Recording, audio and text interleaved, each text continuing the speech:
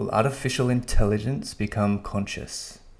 Why AI cognition might not equal consciousness.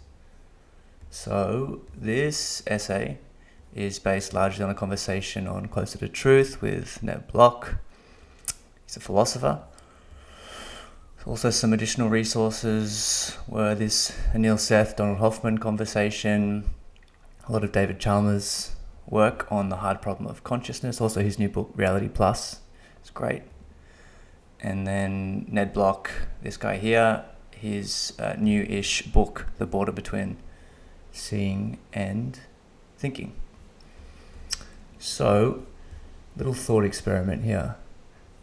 Imagine yourself as an eccentric Willy Wonka-like character in a futuristic chocolate factory.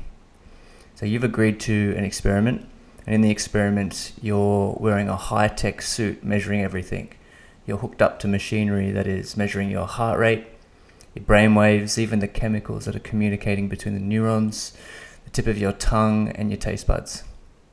So as you take the first bite of the most delicious chocolate known to mankind, the screens around you light up with data showcasing every intricate detail, the neuronal patterns, the chemical reactions, everything happening in your body and brain. But then you have a strange thought, an internal question. Is all of this data really capturing the true essence of your experience biting into that delicious bar of chocolatey goodness? So despite all the incredible technology that you're hooked up to, there's a strange feeling. It's this rich, velvety sensation, a wave of pleasure connected to childhood memories washes over you in an instant. An almost unexplainable feeling of goodness. So there's many different variations of this thought experiment. This is the Mary's Room thought experiment, what it's like to be a bat. These are all designed to illustrate the hard problem of consciousness. This has best been articulated by philosopher David Chalmers, and many people have spoken about this in different variations. So we're continually, science, when I say we're continually getting better at explaining all of the intricate details and reactions that you have to the chocolate. This is the easy problem of consciousness. But really explaining how or why all those intricate reactions lead to that weird, unexplainable feeling is still a giant mystery. So this is the hard problem of consciousness. So the so-called hard problem of consciousness has recently gathered a lot of attention. It's gathered a lot of attention for the primary reason that people are now asking the question, can artificial intelligence become conscious? So cognitive neuroscientist Anil Seth, who I shared here, this guy, he recently made some interesting comments, basically saying, I also shared it in this tweet here, please follow the Twitter if you're not. So Anil said, we're already living in a world where we're going to be unable to resist feeling as if AI systems are conscious. This is already happening. And he also said, is GPT-4 conscious? If not, could GPT-6 be conscious? We're going to need to have something to say about these questions, even if it's not with 100% confidence. So I also recently shared some thoughts by philosophers and neuroscientists who share the belief that we at least need to consider the possibility that artificial intelligence will become conscious, even if not identically to human consciousness. For example, David Chalmers, and I also believe Sam Harris, has made a similar comment. Now back to Ned Block and why he thinks that cognition won't work for consciousness. We'll explain what that means. So Ned, in his recent work, referenced some interesting studies. There's some interesting studies that show that babies can perceive colour before developing a conceptual understanding of colour. So a 4-month-old girl, for example, might be able to perceive that a ball is red and that the red ball is different from a blue ball. The colours might even invoke different feelings for her, but she doesn't yet have the capacity or the cognitive capacity to communicate what colours are or which of those colours is her favourite. So in this conversation with Ned Block and in his book as well, Ned is another philosopher who works alongside Chalmers.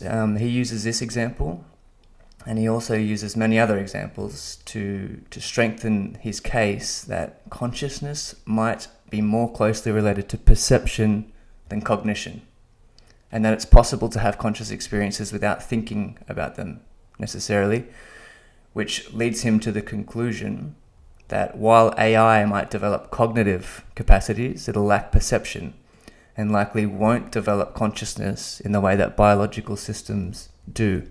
I'll play a little clip from that conversation now. Really is that the hype about AI consciousness now or in the near future based on just a quantitative extrapolation of what AI is today does not seem like that's ever going to be conscious using that same way of thinking. Yeah, that's my view. So, as many people have pointed out, including my colleague Jan LeCun at NYU, who's chief of AI for Facebook, there's been no real breakthrough advance in AI since the 1980s, when the backpropagation algorithm was discovered by Geoffrey Hinton and some other people. So ChatGPT, that everybody is so taken with, uses the main operation of it, uses this backpropagation mechanism to train up the neural network. And neural networks that use the same basic pattern, well, modified somewhat by this new transformer architecture, have been around for some time. What has really made the thing so powerful is an enormous size, or compute, as they say.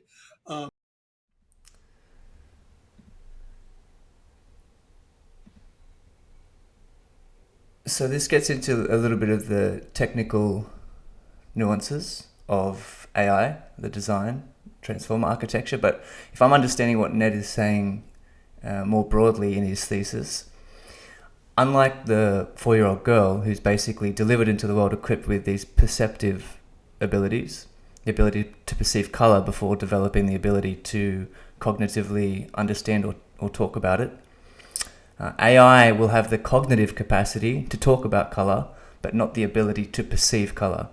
So Block believes that consciousness and perception may be more closely related. This at least feels intuitively correct to me, anyway. And so his recent book, which I had up here just before, his recent book, The Border Between Seeing and Thinking, explores this idea.